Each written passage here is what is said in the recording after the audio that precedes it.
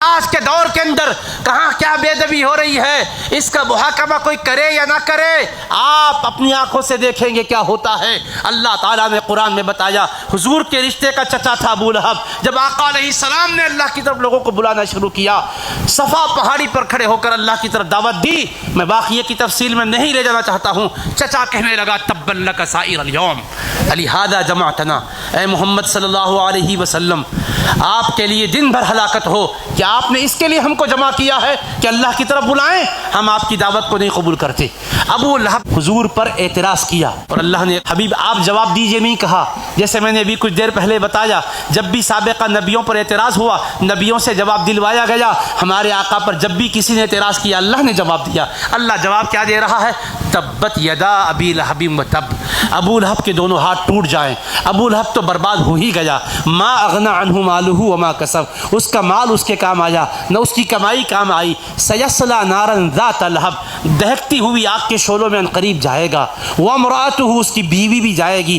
حمالۃ الحطب، جو لکڑیوں کا گٹھا اٹھائے پھرتی ہے۔ فی جیدہا حبل من مسد، اس کی گردن میں کھجور کی بٹی ہوئی رسی ہوگی۔ اللہ نے اس کی مذمت میں پورا ایک کامل سورہ نازل کیا۔ اور ہوا کیا معلوم؟ وہ کہیں نہیں جاتا تھا، اس کو معلوم ہے کہ میرے بارے میں یہ کہا گیا کہ میرے ہاتھ ٹوٹ جائیں اور میں برباد ہو گیا، یقیناً میں برباد ہو جاؤں گا، حضور کی بات غلط نہیں ہو سکتی۔ شہر کے باہر جانے سے ڈرتا تھا۔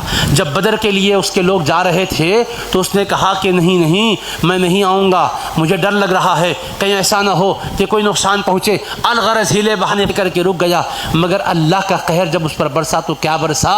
مصطفیٰ کے گستاخ کو آج گستاخی کرتے ہی صبح میں عذاب آنا ضروری نہیں ہے۔ اس نے گستاخی کی، اللہ نے فوراً عذاب نہیں دیا۔ مکے میں 13 سال اس کو موقع دیا، پھر مدینے میں مصطفیٰ آ کر 2 سال گزر گئے۔ 13 اور 2 کتنے سال؟ 15 سال۔ آیت نازل ہونے کے بعد اللہ نے فوراً قہر نہیں برسایا، ذرا دنیا کو بتایا ابھی اس کا تم دمکنا دیکھ رہے ہو، اس کا تم اترانا دیکھ رہے ہو، میرے قہر میں جب آئے گا نا وہ منظر بھی تمہیں دکھاؤں گا۔ اب ابو لہب کی گستاخی کی وجہ سے قرآن اس کی مذمت میں آیا۔ سب کو معلوم ہے کہ انجام تو کچھ نہ کچھ برا ضرور ہوگا۔ رفتہ رفتہ وہ بیمار ہوا، اس کے جسم پر ایک زہریلا چھالا نکلا اور وہ پھیلتے پھیلتے پورے جسم میں پھیل گیا۔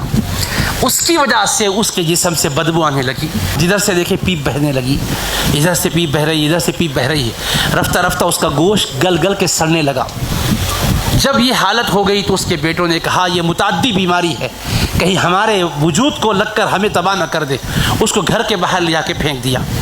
بیٹوں نے قرآن کیا کہا؟ ما اغنى عنہ مالہ وما کسب، میرے مصطفیٰ جو آپ کا گستاخ ہے، مال کی بنیاد پر گستاخی کر رہا ہے، اپنی کمائی اور اپنی حیثیت اور سرداری کی بنیاد پر گستاخی کر رہا ہے، اپنا جتھا اپنی اولاد کی بنیاد پر گستاخی کر رہا ہے، میں وہ انجام کو پہنچاؤں گا، نہ مال بچائے گا نہ اولاد کام آئے گی۔ اور ہوا یہ کہ جب آخری گھڑی آئی، عذاب برسنے لگا، بیٹوں نے گھر کے باہر پھینک دیا۔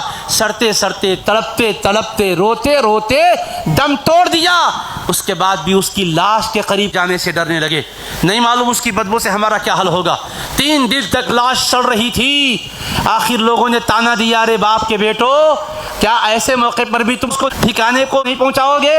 سارے لوگ پریشان ہیں۔ انہوں نے حبشی غلاموں کو پیسے دیے، اس کو لکڑیوں سے گھسیٹتے لے گئے، گڑے میں ڈال کے مٹی میں دفن کر دیے۔